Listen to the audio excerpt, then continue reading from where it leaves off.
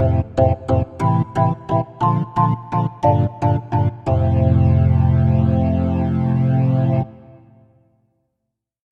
my fellow minor league nerds, and welcome to our newest Mostly Forgotten Teams series. This episode is about the Houston Buffaloes. Buffaloes? Isn't the proper plural of buffalo buffalo? Well, we're here to talk about baseball, not grammar. We're going to do a little something different here. We're going to look at the entire history of this franchise in two parts. In this first part, I will cover the Houston Buffaloes through the 1961 season. Part 2, which will look at their history after moving to Oklahoma City, will be covered in our franchise history series. The first known baseball team to be organized in Houston took place during a meeting at the Palmer Building above J. H. Evans's dry goods store on April 11, 1861. The team was simply known as the Houston Baseball Club. It is unknown, however, if the team actually played any games, as the Civil War began shortly thereafter, and there weren't many organized sports during that time. Following the war, an article was published in the Daily Telegraph newspaper detailing the first known baseball game played by a team from Houston. With no formal leagues, it was dubbed the State Championship Game. The Houston Stonewalls defeated the Galveston Robert E. Lees 35-2 at the site of the Battle of San Jacinto, the last and decisive battle of the Texas Revolution, on April 21, 1868, the 52nd anniversary of the battle. The Stonewalls' uniform was described as consisting of a red cap, white flannel shirt, and black pants. In 1884, a Texas League was organized by Samuel L. Hayne and was made up primarily of amateur teams, with 2 to 3 players per team being paid. The Houston Nationals represented the city, along with teams from Galveston, Dallas, Fort Worth, San Antonio, and Waco. The first professional team in Houston was organized by a large group of local leaders on December 31, 1887. Judge E. P. Hill served as the team's first president. In that first season of 1888, they were known as the Houston Babies, due to the fact that they were the last team to join the new Texas League. News articles described their uniforms as maroon and light blue. Their first game, an exhibition against the Cincinnati Red Stockings of the Major League American Association, was played at the Houston Baseball Park on March 6, 1888, seeing the Babies fall 8-2. The first fully professional Texas League game was played on April 1, 1888, when the Babies defeated the Galveston Giants 4-1. That first season was a financial struggle for all teams in the league. It was scheduled to last from April through mid-October, but by early September, every team had dropped out. For the 1889 season, John McCloskey, a chief founder of the Texas League, came over to the team from the San Antonio club to act as a player manager, playing center field. The team was renamed the Mudcats, a befitting name given the subtropical conditions and unpaved streets of the city of Houston at the time. Once again, every team in the league struggled, with all bowing out by August 12th. The Mudcats led the league all season and were in first place when they dropped out. Third place Austin claimed the pennant because they lasted longer in the league and had paid their dues, unlike Houston. After much arguing, the league awarded the Mudcats the pennant, once their dues were paid. Doubleheaders were introduced in the Texas League in 1889, with the first being played on July 4th between Austin and the Babies.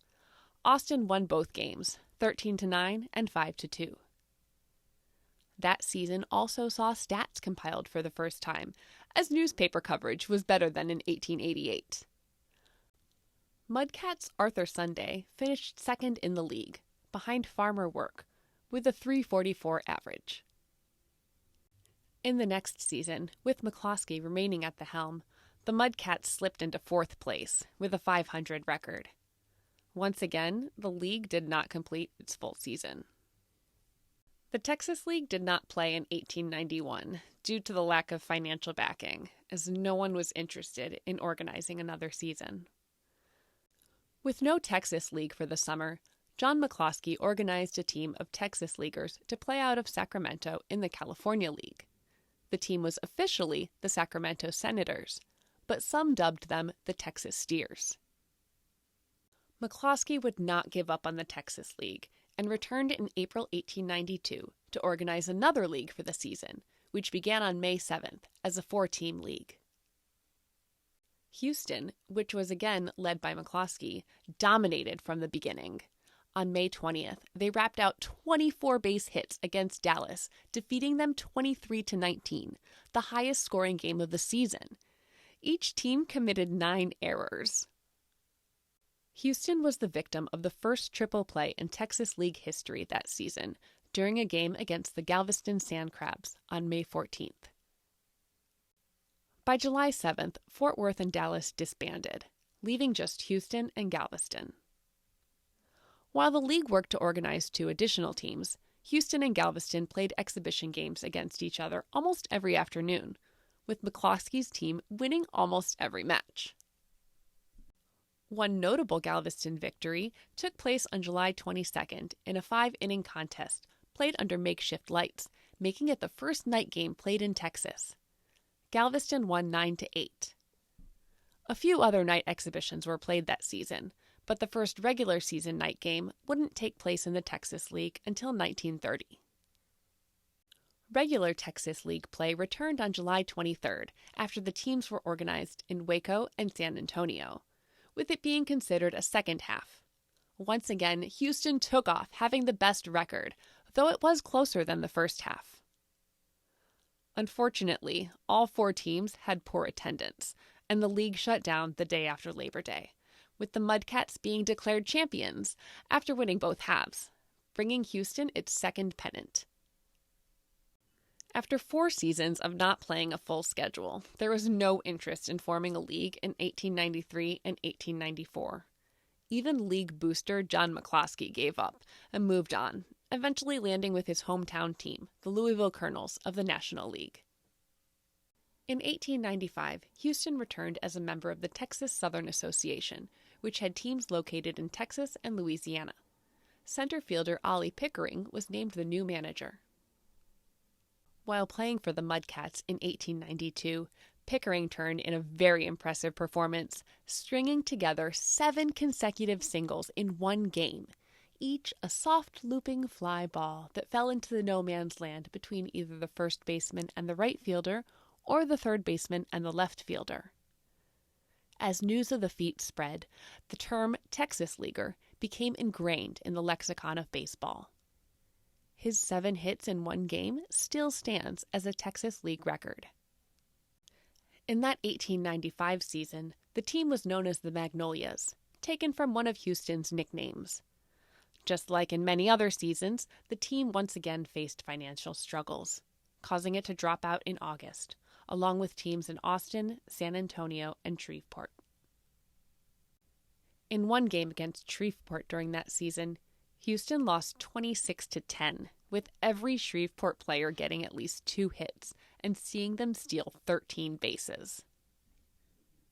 Being unhappy with the continuous financial instability of Houston baseball, a group of local businessmen founded the Houston Baseball Association, taking ownership of the team before the start of the 1896 season, with the stated purpose of supporting and maintaining the club.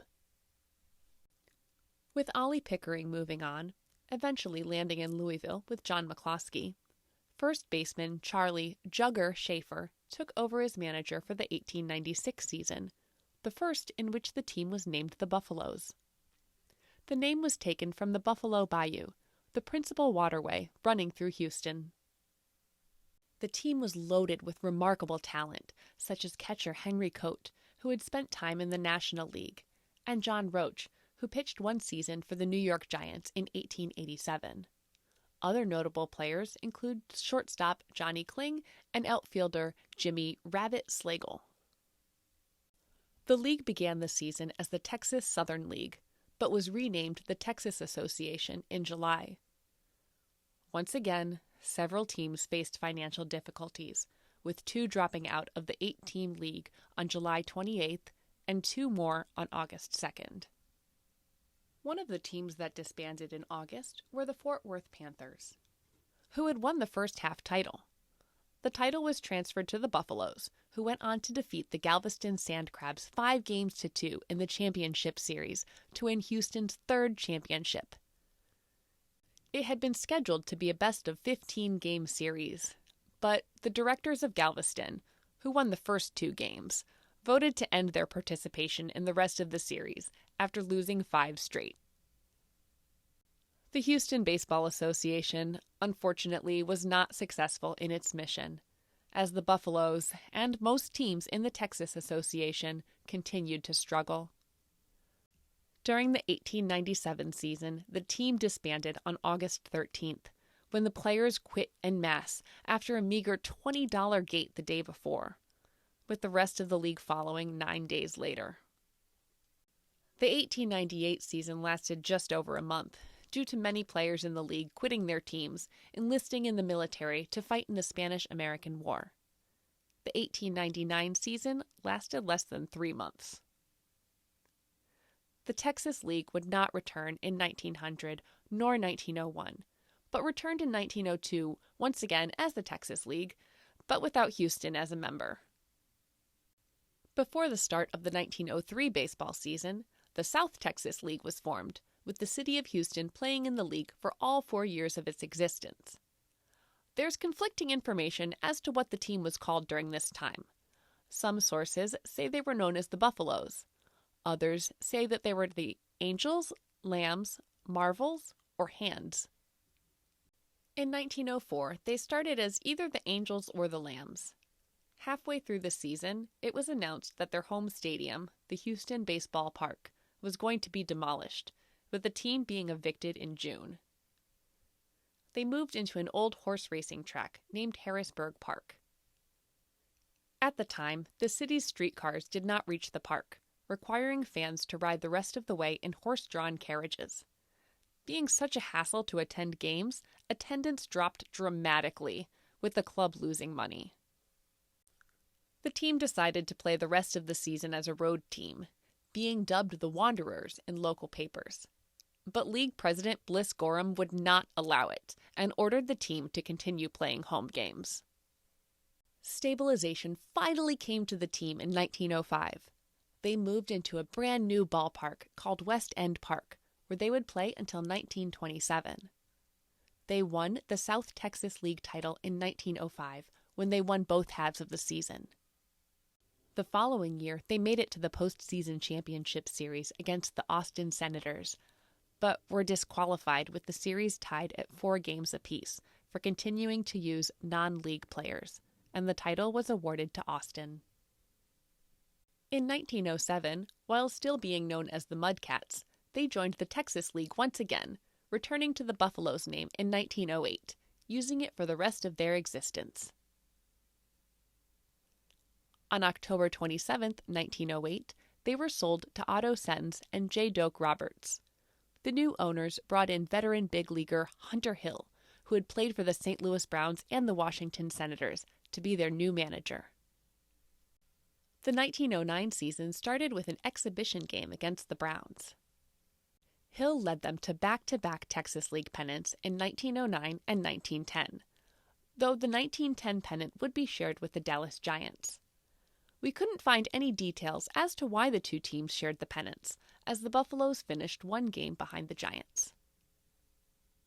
The Buffaloes would then win 3 pennants in a row in 1912, 1913, and 1914, with the 1914 pennant being shared with the Waco Navigators, as both teams finished with identical records of 102 and 50. Despite leading the Buffaloes to consecutive league titles, player-manager Johnny Philman was not rehired for the 1914 season.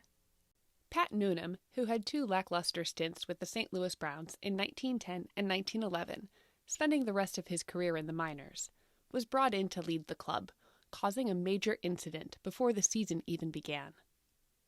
To finish out spring training that season, John McGraw brought the defending National League champion New York Giants to Houston for a 4-game series against the Buffaloes. In the 3rd game, Noonan had an altercation with Giants outfielder Fred Snodgrass after a collision near first base. This incident caused McGraw to heckle Noonan and the Buffaloes by yelling, "Bush Leaguers!" at the team. Noonan did not react, staying silent with his anger growing. After an inter-squad practice the following morning, McGraw led his team toward an exit out of the ballpark. A group of Buffaloes had gathered nearby, with no words being exchanged between either team. As McGraw passed Noonan, he unleashed a haymaker on McGraw that caught him completely by surprise, square in the mouth, splitting his lip and knocking him out cold. Giants shortstop Art Fletcher returned the favor, knocking Noonan to the ground. The teams scuffled, with no other punches being thrown. The Giants rushed McGraw back to their hotel, where he recovered and was back at the ballpark in time for afternoon practice. The incident received wide coverage, with Noonan being condemned for a sneak attack on the older and smaller McGraw. Buffalo's owners, Otto Sens and J. Doak Roberts, were also angry with Noonan's assault because, unbeknownst to Pat, they had been in negotiations with McGraw about him acquiring an interest in the ball club. They would later send a telegram to McGraw apologizing for the incident and suspending Noonan indefinitely. Once McGraw was safely back in New York City, the suspension was lifted just before opening day. Noonan would lead the team through the 1918 season, bringing them just one championship in 1914. On June 14, 1914, Dode Chris, who played first base and pitched for the Buffaloes, threw his second career no-hitter, defeating the Dallas Giants 3-1. He threw his first career no-hitter in 1906 against the Temple Bull Weevils while playing for the Cleburne Railroaders. In fact, he would throw 2 no-hitters for the Buffaloes in 1915. The first was on April 19th against the San Antonio Broncos, with the second just over 2 weeks later on May 5th against the Dallas Giants. Both were just 5-inning affairs. In 1919, the St. Louis Cardinals purchased an 18% stake in the Buffaloes, following up by purchasing a majority of the club in 1921. This led them to become the first affiliated minor league club in baseball history, as Branch Rickey of the St. Louis Cardinals went about creating the farm system. The two teams remained together until 1958. On June 30th, 1920, pitcher Rube Crow had the unfortunate pleasure of beginning a Texas League record 16-game losing streak, spread out over time with the Buffaloes, the Shreveport Gassers, and the Galveston Pirates. He finished the season 3-21 with a 3.16 ERA. The 1926 season would see center fielder Harold Epps set another league record, this one not as unfortunate as Crow's, when he had 4 consecutive sacrifices. The 1927 season would be the first to see, or hear as it was, games as they were sent out over the airwaves via KPRC radio, causing an increase in the team's popularity. On April 11, 1928, the Buffaloes opened a brand new ballpark called Buffalo Stadium with a 7-5 win over the Waco Cubs. 15,000 fans were in attendance for what was the largest crowd to ever watch a baseball game in Houston at the time, breaking the previous record of 8,300, set in 1925. Texas Governor Dan Moody threw out the ceremonial first pitch to Houston Mayor Oscar F. Holcomb, with local businessman Jesse H. Jones serving as the umpire. The ballpark was built with the batter facing east towards a huge expansive field. The dimensions were 344 feet to left, 434 feet to center, and 323 to right, with a 12-foot-high outfield walls. The wind was to the pitcher's back, leading to Buffalo Stadium being known as a pitcher's park. Lights were added in 1930, and air conditioning was installed in the ladies' restroom in 1946 to provide more comfort for female fans. 1928 would see the Buffaloes win the 10th championship for the city of Houston. They won the first half title, finishing with an overall record of 104-54, defeating the second half champions, the Wichita Falls Spudders, who went 104-56, 3-1 in the championship series. Pitcher Bill Hallahan led the league in strikeouts and finished with a 2.25 ERA in 38 games. Red Worthington led the team with a .352 batting average and a .503 slugging percentage. They then went on to win their first ever Dixie Series, an interleague postseason series against the champions of the Southern Association, which began in 1920, by defeating the Birmingham Barons 4-2. The Buffaloes would win the 1931 Texas League Championship when they won both halves of the league, finishing with an overall record of 108-51. They actually tied the Beaumont Explorers for the first half title, but defeated them 3-1 in a playoff series to claim the first half title. The 1931 pitching staff was led by Hall of Famer Dizzy Dean, who began playing for the team in 1930. He would go 26-10 in 41 games with 32 starts, finishing with a 1.57 ERA in 304 innings pitched. Homer Peel led the team with a .327 average, while future Hall of Famer Joe Medwick led them with 19 home runs, 47 doubles, and a .500 slugging percentage. They fell to the Barons in the Dixie Series 4-3. During a game on the last day of the 1932 season, Buffalo's manager Joe Germany Schultz made some interesting roster moves during a doubleheader against the Galveston Buccaneers. He used 3 position players, as well as himself, as the pitcher during the first game. He also sent in his 13-year-old son, and future major leaguer, Joe Jr., as a pinch hitter, seeing him get a hit and then go to steal second and third before scoring, making him the youngest player to ever get a hit in the league. Schultz also used the team's African-American mascot and bat boy, who has been identified as Fritz and Snowball in the game. That would make him the first black player to appear in a Texas League game. The Buffaloes won 3 straight Texas League pennants in 1939, 1940, and 1941, finishing with 97, 105, and 103 regular season wins.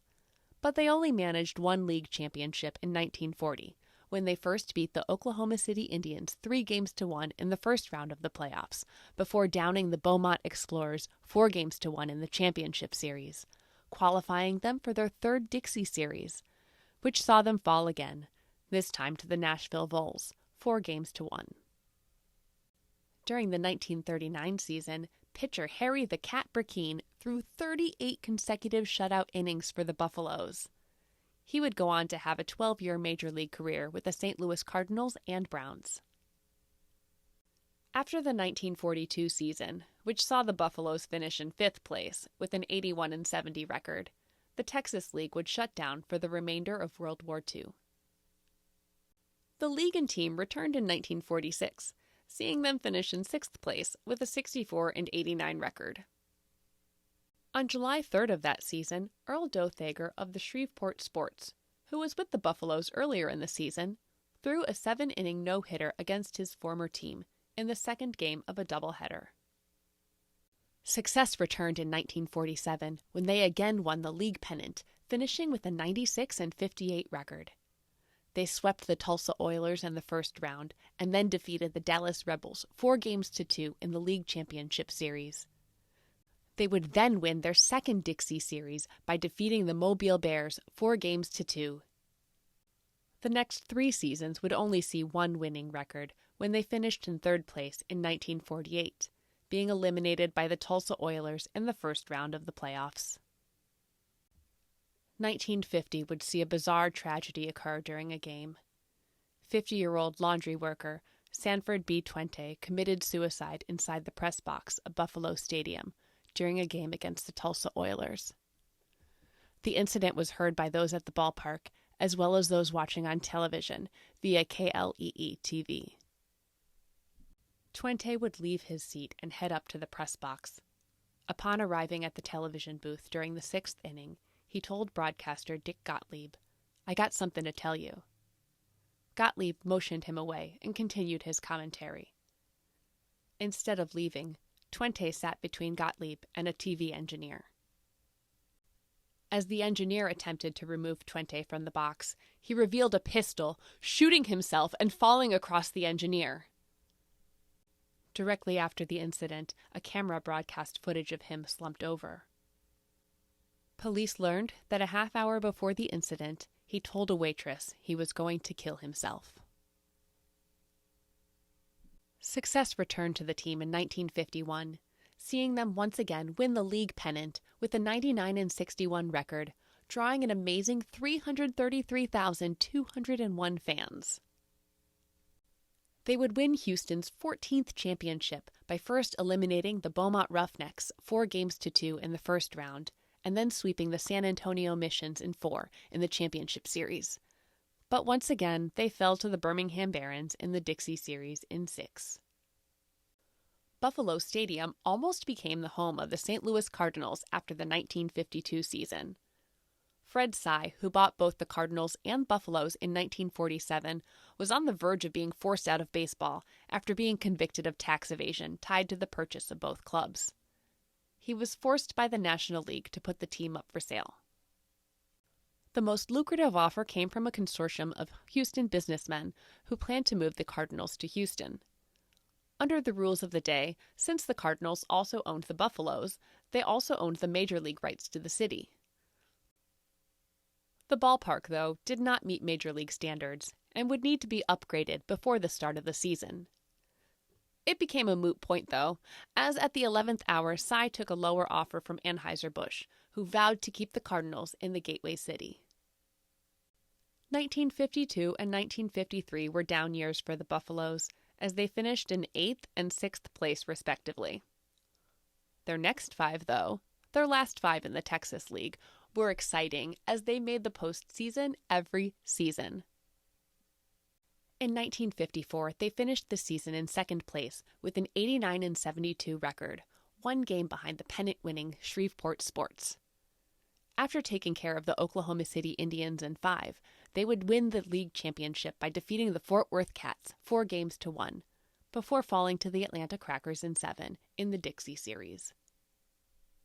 In 1955, they tied the Tulsa Oilers for 4th place, with both teams having an identical 86-75 record. A 1-game playoff was scheduled between the two to determine the last playoff spot, with the Buffaloes winning the game. In the first round, they would defeat the Dallas Eagles 4-2 before falling to the Shreveport Sports in 7 in the championship series. 1956 saw them win their last Texas League pennant, finishing with a 96-58 record and second to last league championship. They took care of the Tulsa Oilers in 5, before securing their second championship in 3 years by defeating the Dallas Eagles 4-1. They finished the 1957 season 5 games behind the pennant-winning Dallas Eagles with a 97-57 record. They defeated the San Antonio Missions in 7 in the first round and did the same with the Dallas Eagles to win back-to-back Texas League championships. They also won back-to-back Dixie Series in 1956 and 1957, getting revenge against the Atlanta Crackers by winning both 4-2.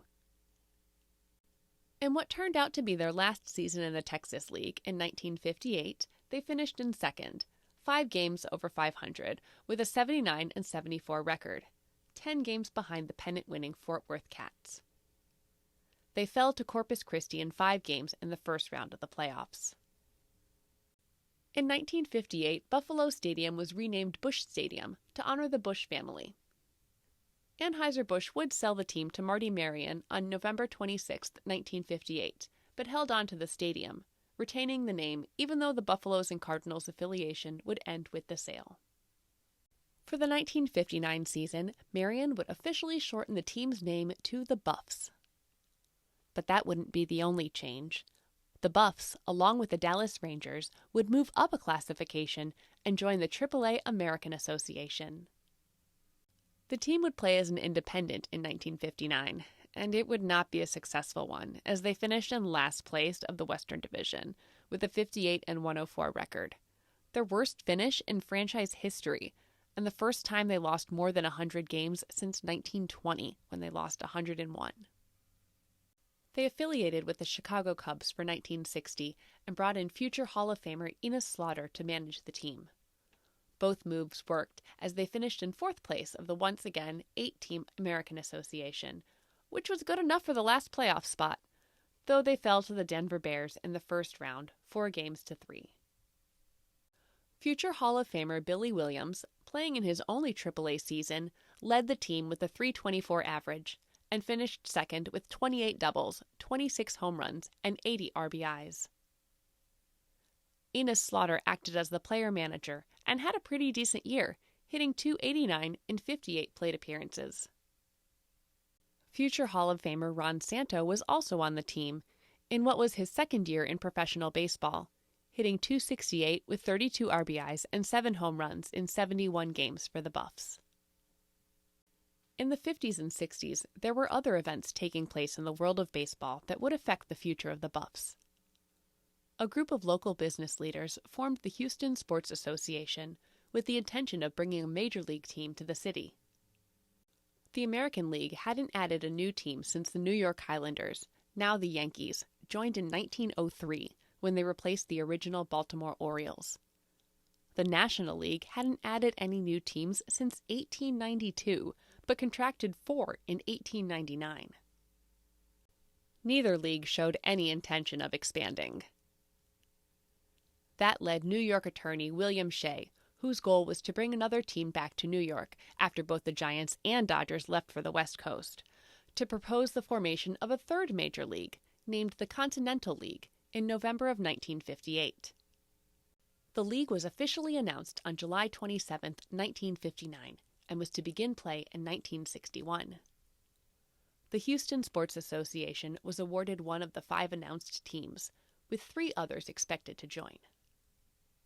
The announcement of the new league forced both the American and National Leagues to respond by announcing that they will each add 2 teams, leading to the Continental League officially disbanding on August 2, 1960. Marty Marion had tried to sell the Buffs to the Houston Sports Association, but no agreement could be reached. He ended up selling the team to another group on August 16, 1960. 2 months later, on October 17th, the National League formally granted an expansion franchise to the HSA, with the team to begin play in 1962. According to the Major League Baseball Constitution, the Houston Sports Association was required to obtain the territorial rights from the Houston Buffs, with an agreement being announced on January 17, 1961, for the price of $393,000. Additionally, the HSA had to pay the American Association $200,000 for the loss of the city. The Buffs' final season of 1961 was subpar, at least in the regular season. They remained affiliated with the Chicago Cubs and finished in 4th place of the now 6-team league with a 73-77 record, going through 4 different managers during the season. But it was good enough for the last playoff spot. They defeated the Indianapolis Indians 4-1 in the first round, with all games being played at Victory Field in Indianapolis due to Hurricane Carla, to advance to the League Championship Series, which they lost to the Louisville Cardinals in 6.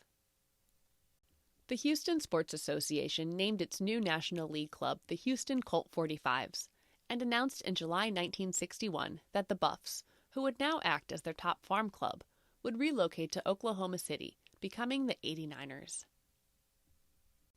Many of those who were associated with the Buffs in that last season remained in Houston, joining the Colt 45s. Manager Harry Kraft, the last of the 4 to manage the Buffs in 1961, was brought to manage the Colt 45s, staying with the team through most of the 1964 season. Buffs general manager Spec Richardson was brought on as the team's business manager, until being promoted to GM of the renamed Astros in 1967. Beginning in 1950, veteran radio broadcaster Lowell Pass was the voice of the Buffs. During the 1959 season, a young television reporter with ABC affiliate KTRK-TV named Dan Rather sat in with Pass as the play-by-play announcer for the team's radio broadcasts. In the final season, Pass was joined in the booth by future Ford Frick Award winner Gene Elston. Both Pass and Elston would join the Colt 45s in 1962, with Pass retiring in 1976 and Elston continuing with the Astros until 1986. During their 65 seasons of play, the Mudcats and Buffaloes won 17 league championships, 16 in the Texas League, which still stands as the most in league history, and one in the South Texas League, as well as 4 Dixie Series victories. Their pitchers threw 14 no-hitters, and they were the victims of 15. Well, my fellow minor league nerds, that'll do it for this episode. Be sure to keep an eye, or ear, out for part 2, to learn more about the history of the team in Oklahoma City. Thanks for nerding out with me, and as always, never stop supporting minor league baseball and never stop learning about minor league baseball history.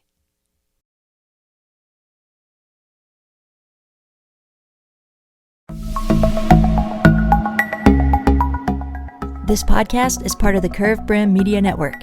Here are some of the other members of Curved Brim Media. Hi, this is Ed Rivera of the Dad Hat Chronicles. Join me as I interview people just like you and players, coaches, GMs on the path that led you to become a fan of the sport.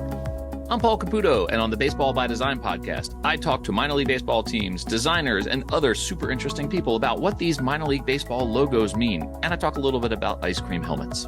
What's up, Bucketheads? I'm Anna DiTomaso, and each week on the Baseball Bucket List podcast, I speak with a different fan about their favorite baseball memories, what the game means to them, and what's left to check off on their baseball bucket list.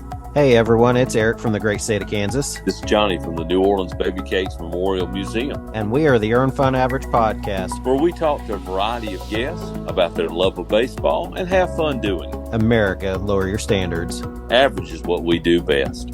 This is Patrick and Corey of BaseballMapper.com, and we have made an interactive map to help highlight all baseball teams from the majors down to collegiate summer leagues. We want to bring you closer to baseball, so get on the site and find a team near you today. Hey guys, this is Patrick Larson from the Minor League Baseball Hat History Series, and in every episode I go through the history of minor league teams through my personal collection of hats. You can find me on Twitter at PatLarson1. I hope you guys enjoy. Learn more about Curved Brim Media at curvedbrimmedia.com.